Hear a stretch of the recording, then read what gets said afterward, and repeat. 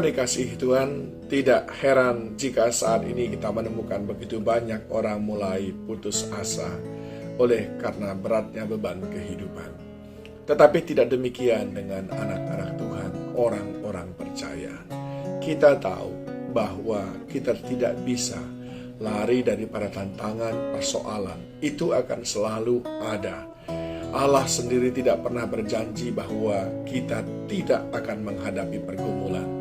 Tetapi yang Dia janjikan adalah saat pergumulan, tantangan, pencobaan datang, satu, itu tidak akan melebihi kekuatan kita sehingga kita cakap menanggungnya. Dua, Dia akan memberikan jalan keluar. Itu yang dijanjikan oleh firman-Nya.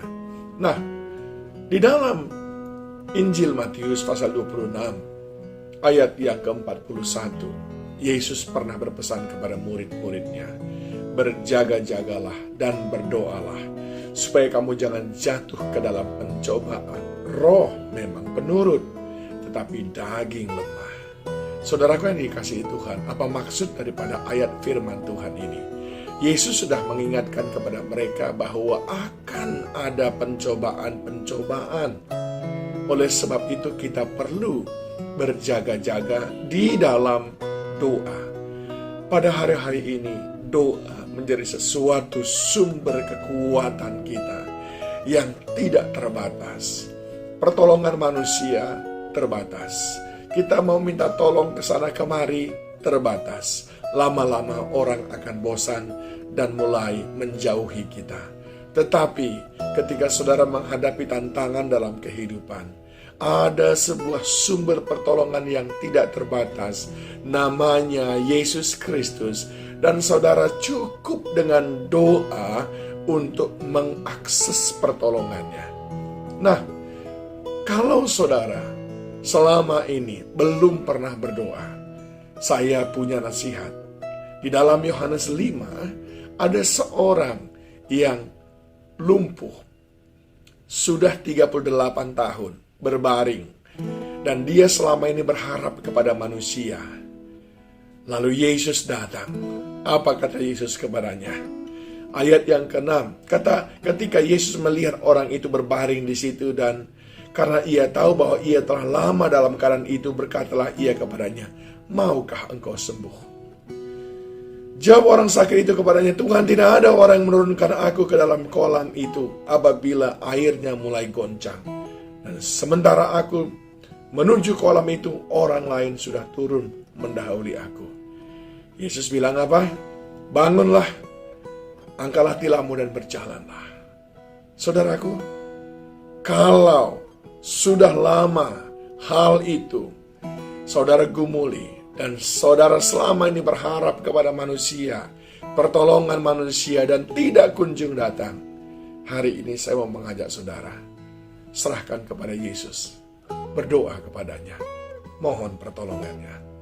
Kalau selama pandemi saudara semakin hari semakin terpuruk, hari ini saya mau katakan kepada saudara, bangkit, serahkan kepada Tuhan, datang kepadanya dalam doa. Doa akan mengubah keadaan saudara.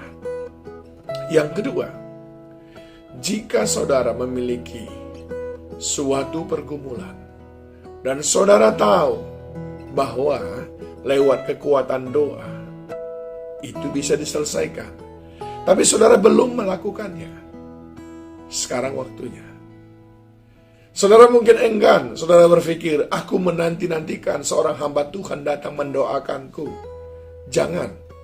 Yakobus 5 ayat yang ke-17 dan 18. Elia adalah manusia biasa, sama seperti kita, dan ia telah bersungguh-sungguh berdoa supaya hujan jangan turun, dan hujan pun tidak turun di bumi selama 3 tahun dan 6 bulan. Lalu ia berdoa pula, dan langit menurunkan hujan, dan bumi pun mengeluarkan buahnya. Elia manusia biasa, dan doanya didengar Tuhan. Jangan lagi menunda berdoa hanya gara-gara menunggu seseorang yang menurutmu doanya luar biasa. Hari ini engkau sendiri yang manusia biasa seperti Elia, engkau bisa berdoa. Dan Tuhan akan mendengarkan doamu. Sebab Dia Tuhan bagi semua orang. Dia Tuhan bagi pendeta. Dia Tuhan bagi penetua. Dia Tuhan bagi saudara dan saya. Dia Tuhan bagi semua orang. Dan Dia mendengarkan keluhan semua orang. Yang ketiga, saudaraku. Kalau saudara mengharapkan sesuatu yang berbeda, maka lakukan dengan cara yang berbeda. Jika selama ini cara saudara berdoa biasa-biasa saja, dan sekarang saudara ingin mendapatkan sesuatu yang luar biasa, ayo tingkatkan cara doa saudara yang luar biasa. Hasil yang luar biasa seyogianya dicapai dengan usaha yang luar biasa. Begitu juga sebaliknya. Hasil yang luar biasa hanya dapat dicapai dengan cara yang luar biasa. Tingkatkan doa saudara. Ada sebuah kisah yang menarik dalam 1 Samuel 1 ketika Hana meminta kepada Tuhan untuk diberi keturunan. Dia dikenal mandul, tapi dia berdoa dengan sungguh-sungguh, saudaraku. Dan doanya berbeda dari biasa. Ayat 14, lalu kata Eli kepadanya, berapa lama lagi engkau berlaku sebagai orang mabuk? Lepaskanlah dirimu daripada mabukmu. Tapi Hana menjawab, bukan Tuanku, aku seorang perempuan yang sangat bersusah hati. Anggur ataupun minuman yang memabukkan tidak ku minum, melainkan aku mencurahkan isi hatiku kepada Tuhan. Janganlah anggap hambamu ini seorang perempuan dursila, sebab karena besarnya cemas dan sakit hati aku berbicara dengan demikian lama. Saudara, dia sedang mencurahkan hatinya, isi hatinya kepada Tuhan, tapi dengan cara yang berbeda, tidak dengan cara yang biasa-biasa.